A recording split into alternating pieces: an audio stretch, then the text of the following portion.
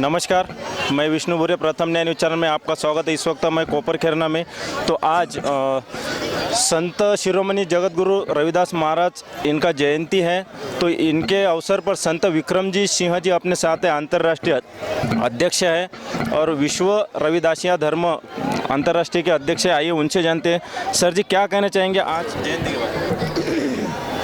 ऐसा चाहूँ राज में जहाँ मिले सबन को अन्न, छोट बड़ो सब संब से रविदास रहे प्रसन्न। सतगुरु जी ने मानवता के लिए अपनी विचारधारा रखी, जो पूरे संसार के लिए वो चाहते हैं कि हर इंसान बराबर हो, हर इंसान को रोटी कपड़ा और मकान मिले, हर इंसान को किसी तरह का भी रोक टोक किसी जगह जाने से नहीं होना चाहिए, क्योंकि मानवता की बात की है। सतगुरु जी ने उस प्यार भावना की बात की है, उस परमेश्वर परमात्मा की बात की है, क्योंकि जिनके चरणों में 52 राजे महाराजे भी झुके, क्योंकि उस टाइम के राजे महाराजे ब्राह्मण के क्षत्रिय वैश्य और मुसलमान थे।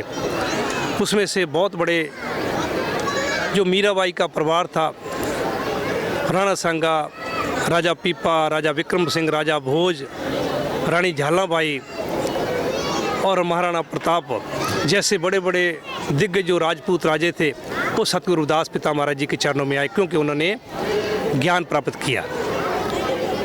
राजा सिकंदर लोदी जो 1509 से लेकर 1517 तक दिल्ली में राज किया, वो भी सतगुरु रविदास पिता महाराज जी के चरणों में आए, क्योंकि उन्होंने गुरु जी का ज्ञान प्राप्त किया।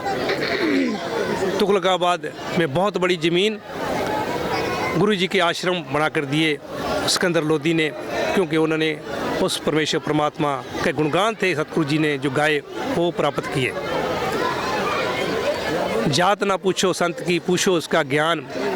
तो साध संगत जी, बहुत सारे जात के अभिमानी लोग जो गुरु जी को नीच नीच कहते थे, लेकिन जब गुरु जी ने उस परमेश्वर परमात्मा की ओट ली तो गुरु जी ऊँच हो गए, वो पूजनीय हो गए।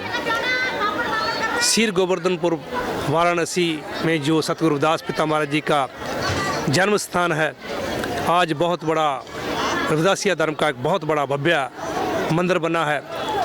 करोड़ों की संख्या में सतगुरु रविदास पिता महाराज जी की जन्म स्थान पर उनकी गुरुपुरब जयंती पर पहुंचते हैं, श्रद्धा अपनी भावना भेंट करते हैं।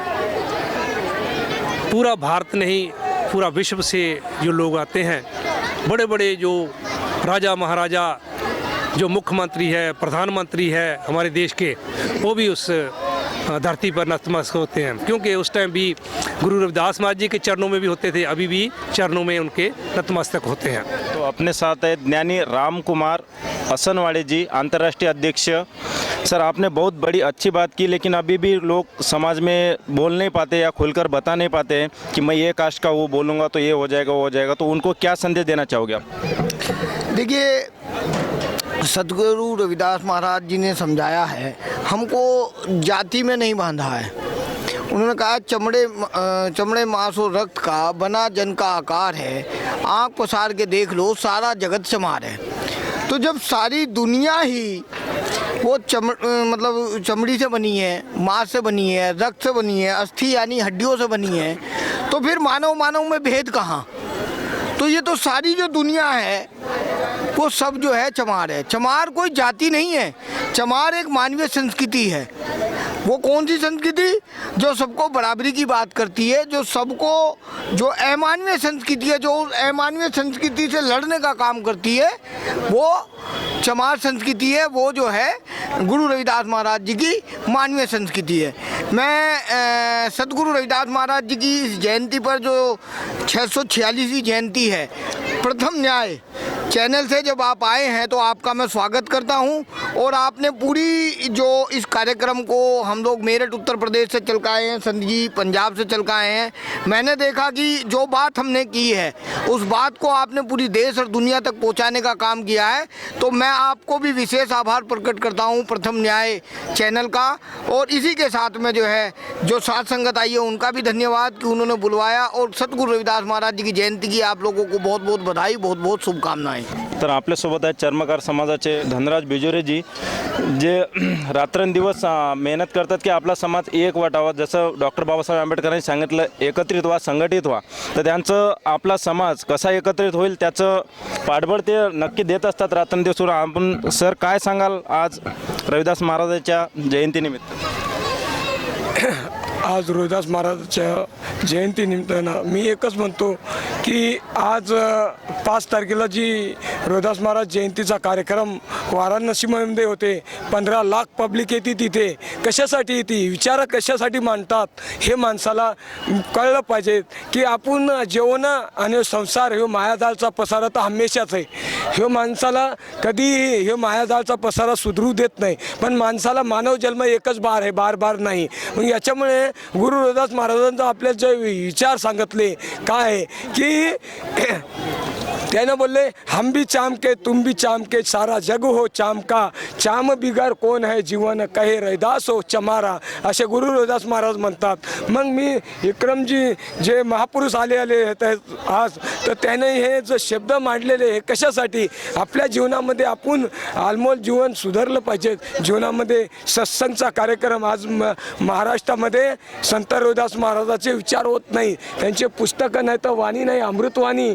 जशी बाबासाहेबांना आज वाणी जो घटना लिहून ठेवलेली आहे, तसंच संत रविदास महाराजांना आज अमृतवाणी प्रत्येक जगामध्ये करून ठेवलेली आहे. मग याचा उपयोग काय, हे कशासाठी की आपण नुसतंच जयंतीचा कार्यक्रम घ्यायचा, त्याच्यात दुसरे आपण म्हणजे काही दुसरे म्हणजे हे तमाशाचा हे केले पाहिजे. त्या बी आपण विचारामध्ये की संत रविदास महाराजांचे विचार मांडले पाहिजेत, आपले मुलांमध्ये परिवर्तन घडलं पाहिजे. याच्यासाठी मी हा कार्यक्रम ठेवलेला आहे. तर काही माणसाला आपल्याला वाटत असेल की हे येतात हेच आपण टी व्हीवर बघतो दुसरा कार्यक्रम, पण ह्यो कार्यक्रम कुठंच बघू शकत नाही. याच्यामुळे मी सगळी विनंती करतो की संत रविदास महाराजाच्या आज भवनसाठी कितीतरी आम्ही तडपायला लागलो. इथले महाराष्ट्राच्या मुख्यमंत्री साहेबाला आज माझी विनंती आहे की हे महापुरुष पंजाबहून येतात की आज 12 गुरुद्वारे पंजाबमध्ये आणि इथं नवी मुंबईमध्ये एक बी गुरुद्वारा नाही संत रविदास महाराजाचा. मी विनंती करतो इथले मुख्यमंत्री साहेब एकनाथ शिंदे साहेब की आम्हाला एक विनंती होती की तुम्ही इथं येणार होते म्हणून आम्हाला एक आमंत्रण आम्ही दिलं नव्हतं, पण आम्हाला एक खुशी होती. पण आमचे विक्रमजी महाराज यानं आज संत रविदास महाराजाची वाणी सगळ्याला सांगितली आणि प्रत्येक घरामध्ये पोचली पाहिजेत. संत रविदास महाराज जसे देवेंद्र फडणवीस साहेबांना सांगितलं होतं, संत रविदास महाराज 2018मध्ये संत रविदास महाराजाचे भवन तयार होणार अशी त्याने आज्ञा दिलेली आहे. म्हणून माझी एकच विनंती आहे, संत रविदास महाराजाचे भवन झाले पाहिजेत, भवन झाले पाहिजेत, विचार झाले पाहिजेत. जय रविदास, जय गुरुदेव, तन गुरुदेव. आपल्यासोबत आहेत संगीता वाघमारे, आपण त्यांना पण विचारूया. मॅडम काय संदेश द्याल आजच्या या जयंतीनिमित्त? सर्वप्रथम मी धनराज बिजोरेंचे खूप खूप आभार मानते की त्यांनी मला इथे एवढ्या मान सन्मानाने इथे बोलवलं. आणि माझं सौभाग्य असं आहे की संत यांचे महाराजांचे विक्रमजी महाराजांचे ज्ञानींचे विचार मला ऐकायला मिळाले, त्यांचं दर्शन घेता आलं.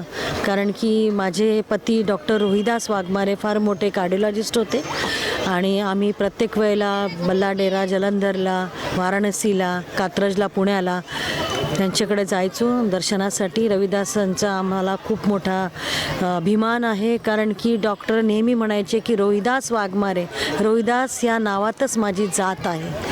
तर त्या जातीमध्ये आपल्याला मिसळायचं आहे. तर जेव्हा मिसळून आपण काम करतो तर आपण आपल्या जातीचा अभिमान बाळगला पाहिजे.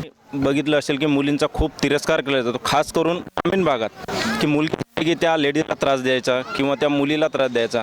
तर त्यांना काय मेसेज द्याल? त्यांना मी हाच मेसेज दिले की मुलींनी स्वतःहून खंबीर राहिलं पाहिजे. मुलगी जर स्वतःहून खंबीर राहिली वाघिणीसारखं, राणी लक्ष्मीबाई बाई होती त्या काळी एवढ्या वेळ, तरीसुद्धा तिने एवढी मोठी हिम्मत केली. पूर्ण भारत देशामध्ये त्याला ब्रिटिशांनी राज्य केलं, पण ती बोलली, ती स्वतः बाई असून बोलली, मेरी झाशी मैं नहीं दूंगी. एक बाई जर पुढे येऊन तिने त्यावेळेला सर केलं, तर प्रत्येक बाईनी वीरांगणासारखं समोर आलं पाहिजे. अत्याचार सहन करणारा पण तेवढाच दोषी आहे जेवढा अन्याय करणारा. म्हणून बाबासाहेब आंबेडकरांनी तेच सांगितलं, एवढं संविधानामध्ये आपल्याला एवढं मोठं 33% आरक्षण दिलेलं आहे, त्याचा फायदा महिलांनी जरूर घेतला पाहिजे. आणि कोणीही त्यांनी नाकारता कामा नये की महिला मी कमी आहे. नाही, उलटा तुझ्या तेवढं श्रेष्ठत्व आहे की तू जिजामाता, एवढ्या मोठ्या जिजामातांनी शिवाजी महाराज घडवले. मीराबाई सारखी बाई, संतीन बाई, रविदास महाराजांची जेवढी एवढी मोठी ती काय म्हणतात त्याला, तिने ओव्या गायलेल्या, एवढे मोठे भजन केलेले, ती संत रविदास महाराजांची जेव्हा ती पायीक होऊ शकते, मग तिच्यात एवढी ताकद आहे, ती आज जगाला संदेश देते. इंदिरा गांधीसारखी, आयर्न लेडी, मार्गारेट थॅचरसारखी, कल्पना चावलासारखी, मग आपण पण का होऊ शकत नाही? आपल्या स्वतःमध्ये हिंमत जागृत केली पाहिजे. हाच एक मी संदेश देईन. कोणी बायकांना कोणीही मदत करत नाही. आपला भारत देश मेल डॉमिनेटिंग कंट्री आहे. ते जर चित्र बदलायचं असेल तर बायकांनी स्वतःची रक्षा केली पाहिजे आणि आपल्या पायावर उभं राहून आपल्याबरोबर आपल्या पूर्ण घराण्याला पुढे नेलं पाहिजे. मुलगी शिकली प्रगती झाली हे फक्त एसटीवर वाचण्याचं स्लोगन नाही आहे. त्यांच्या घरोघरी त्यांनी त्याचा वापर केला पाहिजे, तरच तुमचं पूर्ण घर, ती पूर्ण घर आपल्या खांद्यावर चलू शकते. कारण ती शिकली तर ती मुलांना शिकू शकते, नवऱ्याला शिकू शकते, घर.